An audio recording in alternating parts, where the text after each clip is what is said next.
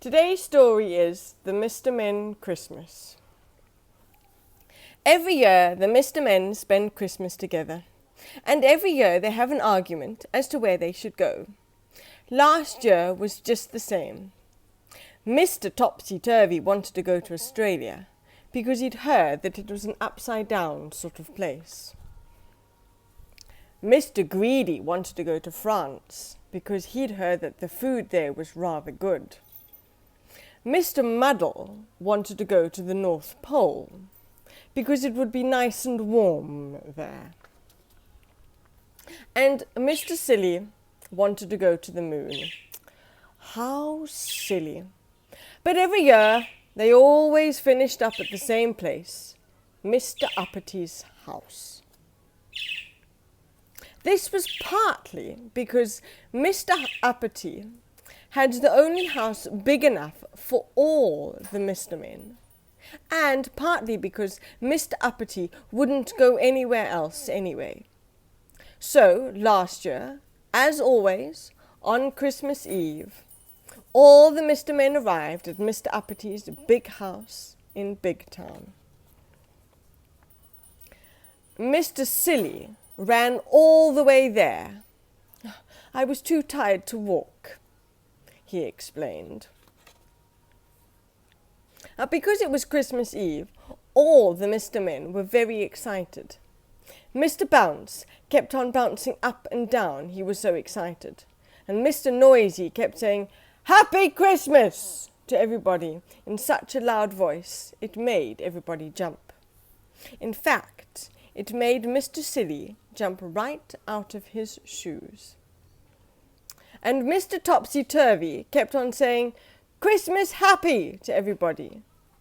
And Mr. Greedy was seen to be licking his lips a lot and saying, "Turkey, Christmas cake, mince pies and plum pudding," over and over to himself.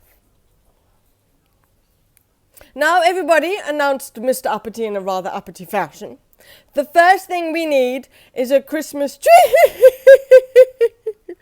So everyone follow me. Everybody looked at him. Can you guess what is happening? Look, that's right. Mr. Tickle was tickling him, and all the Mr. Men then followed Mr. Uppity, who was still being tickled, down to the bottom of his enormous garden, where there was a giant Christmas tree. Mr. Small looked up at it. "But how," he asked in his little voice, "are we going to get such a big tree back up to the house?" "Push it," said Mr. Dizzy. "Pull it," said Mr. Funny. "I know," said Mr. Silly. "Instead of carrying the tree up to the house, why don't we carry the house down to the tree?" Well, Mr. Strong just smiled and picked up that giant Christmas tree and carried it up to the house with one hand. That afternoon, they spent all afternoon decorating it. Mr. Tickle had to put the fairy on the top, because he was the only one who could reach. It looked very beautiful. And Mr. Sneeze looked at it. Achoo!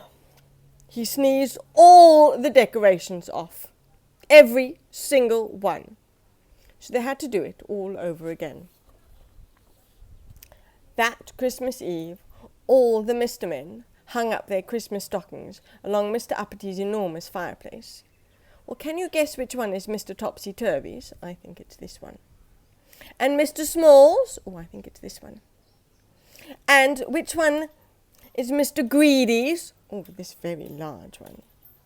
And which two are Mr. Muddle's? I think it's this one and this one.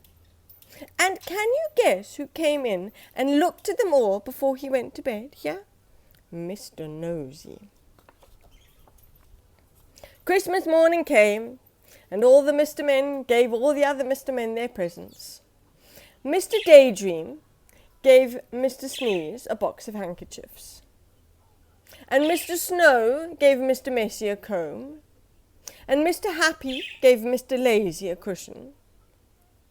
Mr. Impossible gave Mr. Chatterbox a dictionary so he could say even more words than he already could. And Mr. Mean gave Mr. Forgetful a lump of coal. And Mr. Forgetful forgot to say thank you, but he did remember to give Mr. Small a new hat.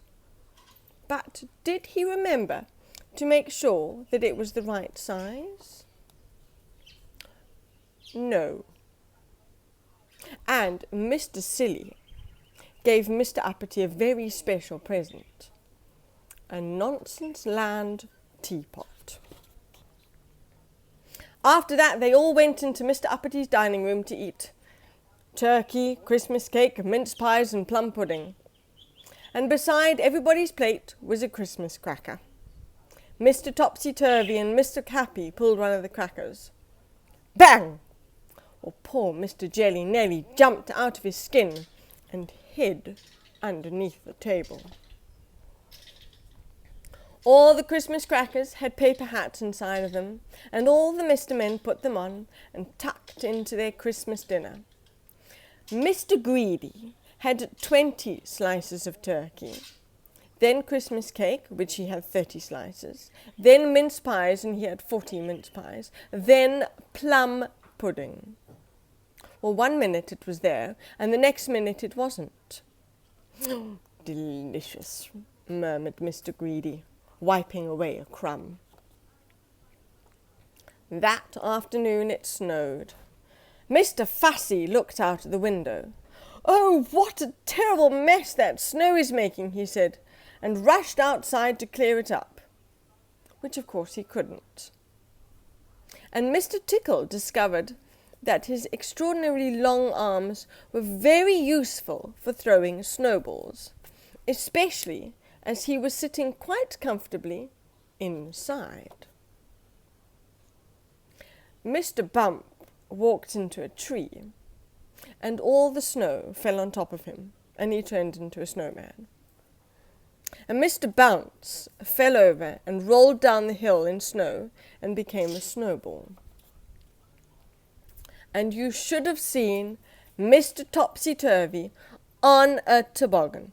He's upside down. And can you guess who sang the loudest when they sang Christmas carols that evening? And after that, Mr. Muddle thought that he'd like to say Happy Christmas to everybody. He opened his mouth, and all the Mr. Men looked at him. "Happy birthday," he said. "Oh, Mr. Muddle, it's Happy Christmas." The end.